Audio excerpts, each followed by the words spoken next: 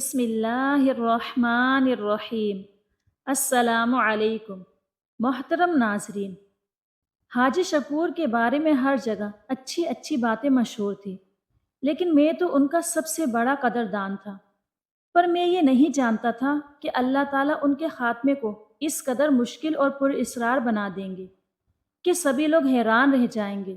دراصل آج صبح اٹھتے ہی مجھے ایک دل دہلا دینے والی خبر ملی تھی، اور وہ خبر حاجی شکور کے بارے میں ہی تھی۔ ادھر ہم اس بات کا انتظار کر رہے تھے کہ کب حاجی شکور ہمیں مٹھائی کھلائیں گے، کیونکہ وہ اعتکاف کر رہے تھے، اور ہر بار جب وہ رمضان میں اعتکاف کرتے تو چاند رات کو پورے محلے میں مٹھائی بانٹی جاتی۔ وہ اپنے اعتکاف اور ختم القرآن کی ایسے ہی خوشی مناتے تھے، اور مجھے بھی اسی بات کا انتظار تھا۔ 29واں روزہ تھا، شاید کل عید کا اعلان ہو جاتا کہ تبھی مسجد سے ایک اعلان ہوا جس نے سبھی کو حیران کر دیا۔ اعلان کے مطابق حاجی شکور اپنے خیمے میں، جہاں انہوں نے اعتکاف کیا تھا، مردہ پائے گئے تھے۔ حالانکہ وہ جوان تھے، عمر ہی کیا تھی، 55 سال۔ 55 سال کی عمر میں انہوں نے 4 حج کیے تھے، مگر کوئی سوچ نہیں سکتا تھا کہ وہ اتنی کم عمری میں اللہ کو پیارے ہو جائیں گے۔ یہ بات کسی کو سمجھ نہیں آئی تھی کہ حاجی شکور اتنی جلدی اس دنیا سے چلے گئے، جبکہ ان کو نہ ہی کوئی بیماری تھی اور نہ ان میں موت کے آثار ظاہر ہوئے تھے۔ رات کو ٹھیک ٹھاک سب کے ساتھ انہوں نے تراویح پڑھی، البتہ کچھ گمسم ضرور تھے۔ میں سمجھا کہ وہ شاید اللہ کی یاد میں مگن ہیں، مگر اس کے بعد جو ہوا اس نے ہم سب کو حیرت میں ڈال دیا تھا۔ میں جلدی سے بھاگا ہوا مسجد کی طرف گیا۔ میں انہیں دیکھنا چاہتا تھا، ان کا دیدار کرنا چاہتا تھا، کیونکہ ان سے عقیدت بہت زیادہ رکھتا تھا۔ مگر جب میں مسجد پہنچا تو ایک عجیب سی بو میرے ناک سے ٹکرائی۔ میں تو حیران ہو کر رہ گیا۔ تب مسجد کے امام نے مجھ سے کہا کہ بیٹا، عجیب معاملہ ہوا ہے کہ حاجی شکور کے خیمے سے بہت گندی بدبو آ رہی ہے۔ حالانکہ رات کو انہوں نے اپنا لباس بھی تبدیل کیا تھا، مگر اس کے باوجود ان سے اتنی گندی بدبو آ رہی ہے کہ ان کی میت کو زیادہ دیر تک یہاں رکھنا ہمارے لیے ممکن نہیں ہوگا۔ میں امام صاحب کی یہ بات سن کر پریشان ہو گیا۔ اگر مجھے اتنی بدبو خود محسوس نہ ہوتی تو میں کبھی امام مسجد کی بات پر یقین بھی نہیں کرتا، لیکن سچ تو یہ ہے کہ پوری مسجد بدبو سے بھری ہوئی تھی۔ مجھے یقین نہیں آ رہا تھا کہ اتنے نیک شخص کے ساتھ مرنے کے بعد یہ معاملات بھی ہو سکتے ہیں۔ میں نے اس بارے میں کچھ نہیں کہا تھا۔ گھر جا کر میں نے اپنی والدہ کو بتایا کہ یہ معاملہ پیش آیا ہے۔ ان کی آنکھوں میں آنسو آ گئے۔ کہنے لگی، لوگ تو بہت باتیں کر رہے ہیں کہ حاجی شکور نے ضرور ایسا کوئی گناہ کیا ہوگا جس کی اسے سزا مل رہی ہے۔ اللہ نے اس کا پردہ سب کے سامنے چاک کر دیا، اور اس کی نیک نامی جو کہ جھوٹ پر مبنی تھی، اس کی حقیقت بھی سبھی کے سامنے آ گئی۔ لیکن ہم کیسے بھول سکتے تھے؟ حاجی شکور نے ہمارے ساتھ بہت نیکیاں کی تھی، چاہے وہ امی کے علاج کے پیسے دینا ہو یا پھر ہر مہینے ہمیں راشن فراہم کرنا۔ یہ ان دنوں کی بات ہے جب ابا کے جانے کے بعد ہمارے گھر میں فاقوں تک کی نوبت آ گئی تھی۔ رشتہ داروں نے آنکھیں ماتھے پر رکھ لی تھی، مگر حاجی شکور ہمیں نہیں بھولا تھا۔ پھر اتنے نیک شخص کے ساتھ یہ معاملہ کیسے ہو سکتا ہے؟ اسی بات پر میں اور امی دونوں حیران ہو رہے تھے۔ باقی لوگ تو باتیں بنا رہے تھے، مگر ہمیں حاجی شکور کے کیے ہوئے احسانات یاد آ رہے تھے۔ اس پر ستم تو یہ ہوا کہ حاجی صاحب کے گھر والوں نے بھی اسے غسل دینے سے انکار کر دیا، کیونکہ ان کی لاش سے بہت زیادہ بدبو آ رہی تھی، ایسی بدبو کہ کوئی پاس بھی نہیں جانا چاہتا تھا۔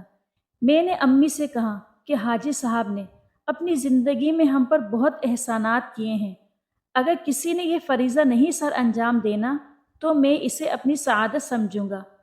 اللہ نے ان کے ساتھ جو بھی معاملہ کیا، مگر ہمیں احسان فراموش نہیں ہونا چاہیے۔ امی نے مجھے کفن دفن کے پیسے بھی دے دیے۔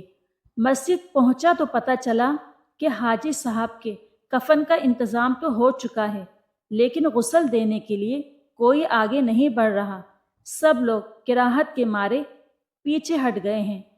میں نے امام صاحب سے کہا کہ میں حاجی صاحب کو غسل دینا چاہتا ہوں۔ کہنے لگے میں بھی یہی چاہتا تھا کہ کوئی انہیں غسل دے دے تاکہ مسجد سے یہ بدبو ختم ہو۔ امام صاحب کے چہرے پر بھی حاجی شکور کے لیے ایک عجیب سی ناگواری تھی۔ مجھے حاجی شکور پر ترس آ رہا تھا، مگر جب میں انہیں غسل دینے لگا تو میرے جذبات مکمل طور پر بدل گئے تھے۔ میرا ذہن بھی شک سے بھر چکا تھا، مگر میں ایسا نہیں تھا کہ ان کی برائی کرتا۔ مگر اتنے میں ان کے گھر سے 2 عورتیں بھی آ گئی تھیں۔ انہیں بھی پتہ چل چکا تھا کہ حاجی شکور کے ساتھ کیا معاملہ پیش آیا۔ کہنے لگی کہ ان کا کرتا وغیرہ ہمیں دے دیں، ہم گھر لے کر جانا چاہتے ہیں۔ جیسے ہی میں نے حاجی شکور کا کرتا اٹھایا، میرے قدموں تلے سے جان نکل گئی تھی۔ سارا معاملہ میری سمجھ میں آ گیا تھا، مگر میں قبل از وقت بولنے والوں میں سے نہیں تھا۔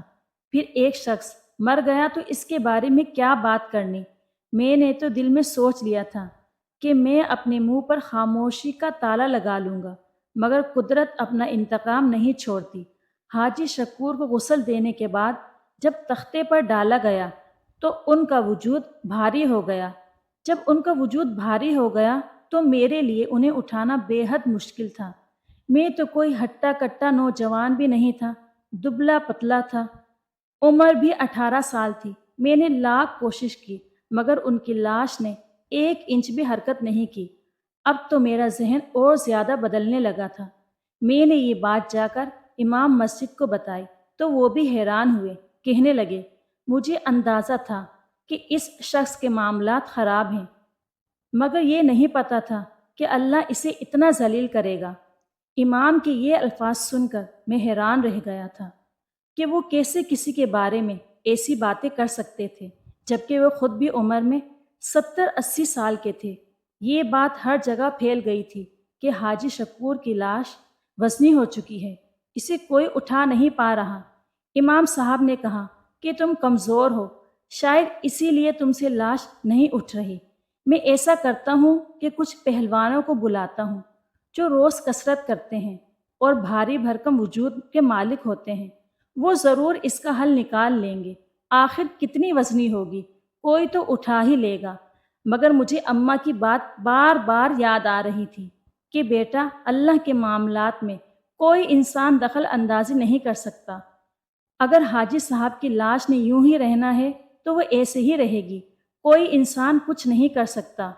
اور یہ وزن ان کے جسم کا نہیں، کوئی اور بوجھ ہے جو ان کے وجود پر ہے۔ بہرحال کثرت والے نوجوانوں کو بھی بلایا گیا۔ وہ 10 ہٹے کٹے پہلوان تھے جو کہ 100 کلو تک وزن اٹھا سکتے تھے، مگر حیرت تو اس وقت ہوئی جب وہ 10 ہٹے کٹے نوجوان بھی مل کر حاجی صاحب کی لاش کو حرکت نہیں دے سکے۔ اب تو سب پر سکتہ طاری ہو گیا۔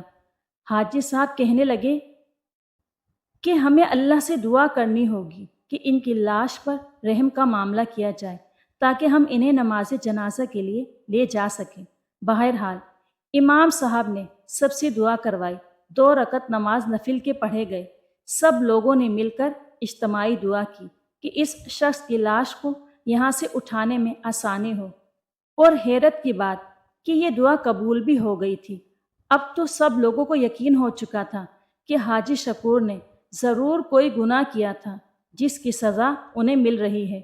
جنازہ اب کی بار جب اٹھایا گیا تو 2 لوگوں نے مل کر ہی اسے تھام لیا، زیادہ مشکل بھی نہیں ہوئی۔ امام صاحب کو لوگ رشک بھری نظروں سے دیکھنے لگے، جن کی دعا سے یہ جنازہ اٹھ گیا تھا۔ میت کو جنازہ گاہ میں رکھا گیا، سب لوگوں نے مل کر نماز جنازہ ادا کی۔ میری نظریں نہ جانے کیوں میت پر ہی اٹکی ہوئی تھی، کیونکہ مجھے بار بار کرتے والا منظر یاد آ رہا تھا۔ میں چاہ کر بھی اس بات کو اپنے ذہن سے نہیں نکال پا رہا تھا۔ میرا دل تو چاہ رہا تھا کہ میں چیخ چیخ کر سب کو حاجی شکور کی حقیقت بتا دوں، مگر مجھ پر کون یقین کرتا تھا، کیونکہ میں غریب تھا، میری جیب خالی تھی، نہ ہی میں کوئی سماجی کارکن تھا کہ لوگ اپنے مطلب کے لیے میری بات سنتے۔ اس لیے میں ایک بار پھر سے خاموش ہو گیا۔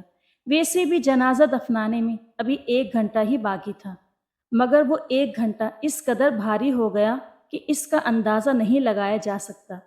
اب جنازہ گاہ سے نکل کر قبرستان کی طرف جانا تھا۔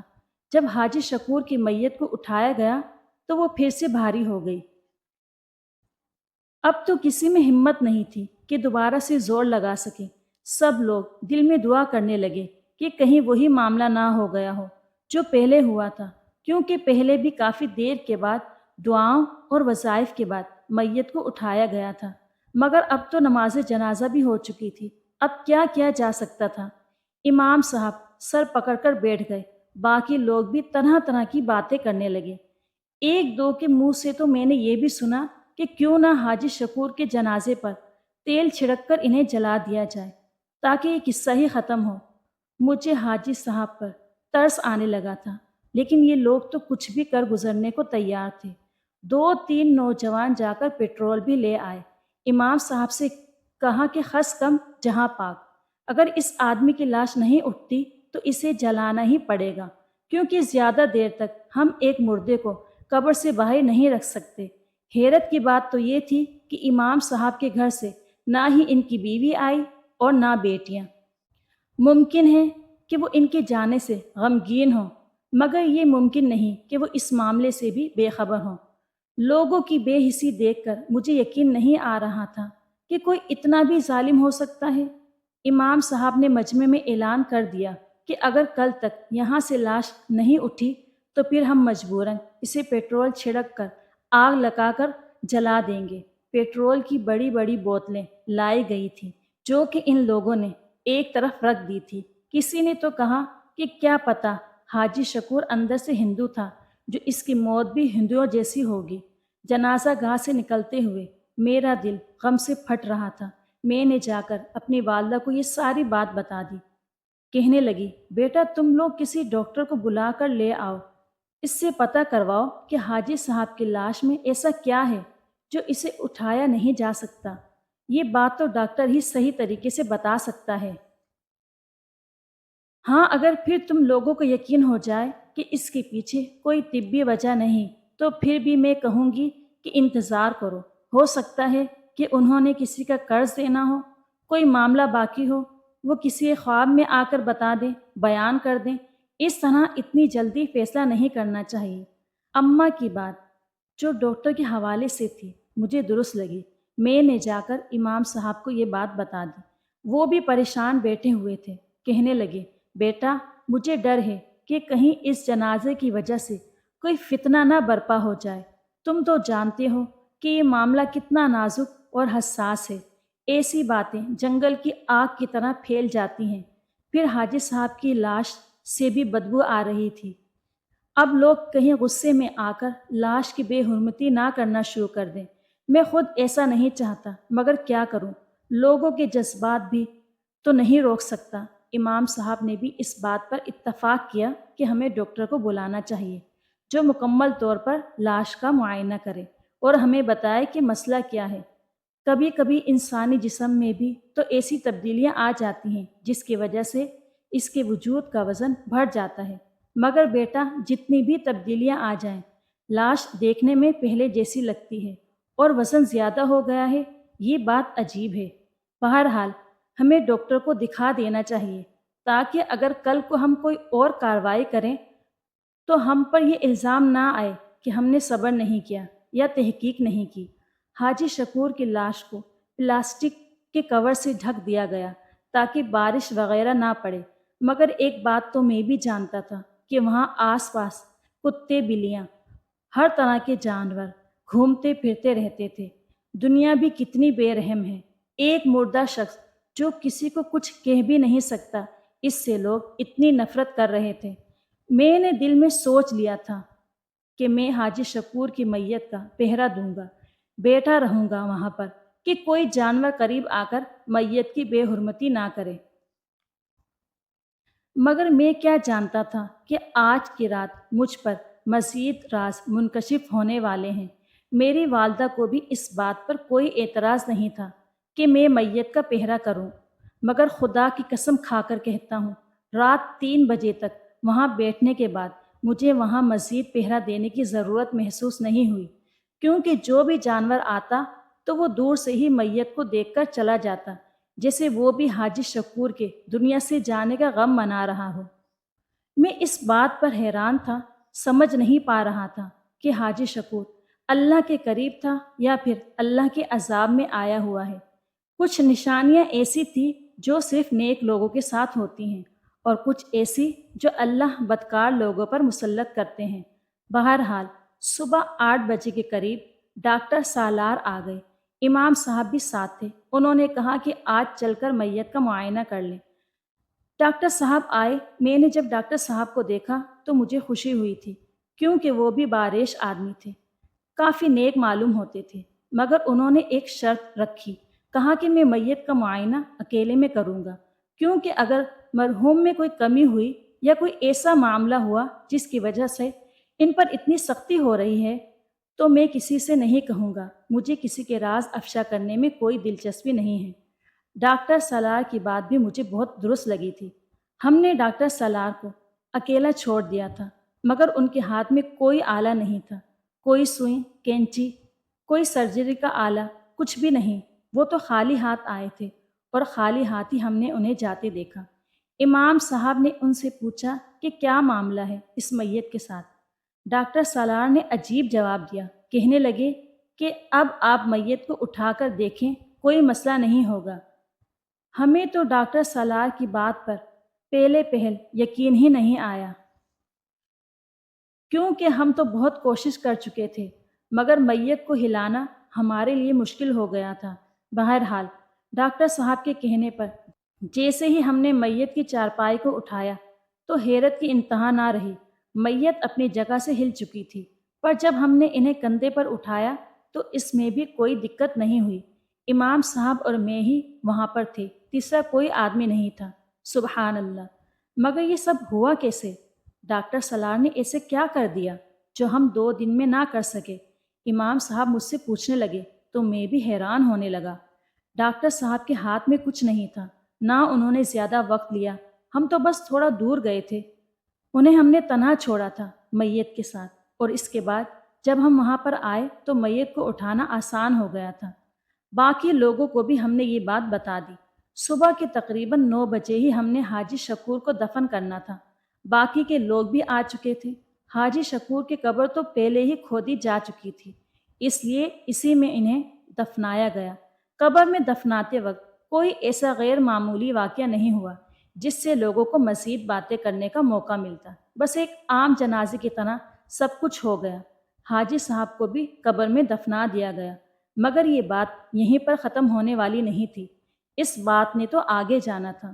حاجی شکور کو جو لوگ دفنانے آئے تھے، ان میں سے چند ایک نوجوان عجیب عجیب باتیں کر رہے تھے۔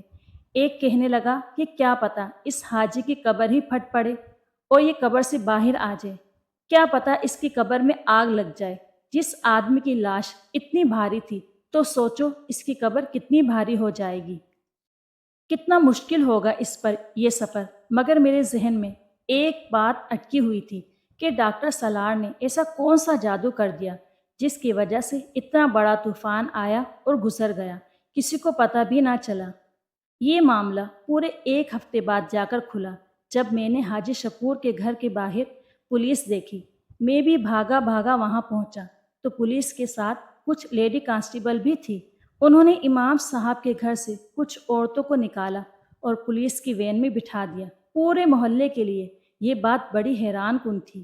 کسی کی سمجھ میں نہیں آ رہا تھا کہ کیا ہوا اور کیا نہیں۔ حاجی شکور کی بیوی کو پولیس پکڑ کر لے گئی۔ یہ خبر پورے علاقے میں پھیل گئی، مگر ان کی بیوی تو بہت نیک تھی۔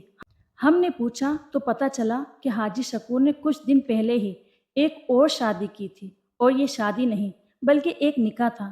انہوں نے ایک ایسی عورت سے نکاح کیا جو گناہ کا کام کرتی تھی۔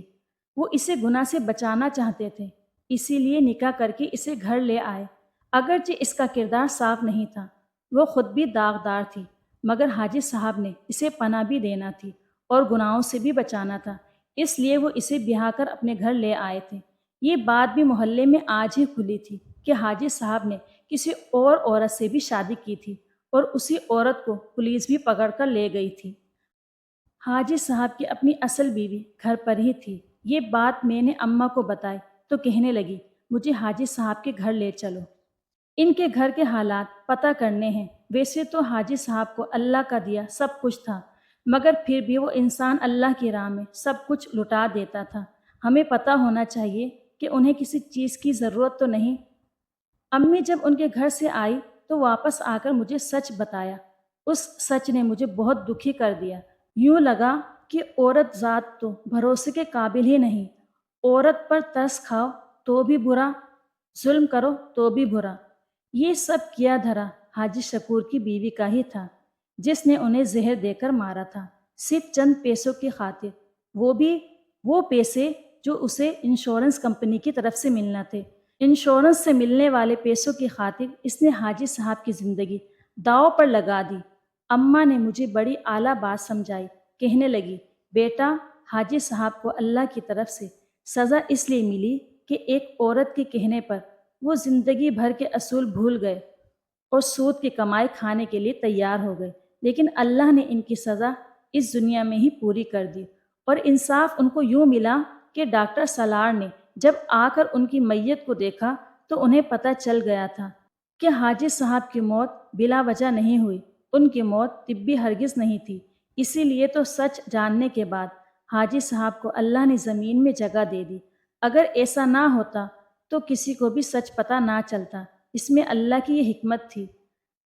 مگر اللہ نے ان کو سود کھانے کی سزا بھی اسی دنیا میں دے دی، کیونکہ باقی کمائی تو ان کی حلال کی تھی، مگر آخر میں انہوں نے جو غلطی کی اس کی سزا اللہ نے انہیں دنیا میں ہی دے دی۔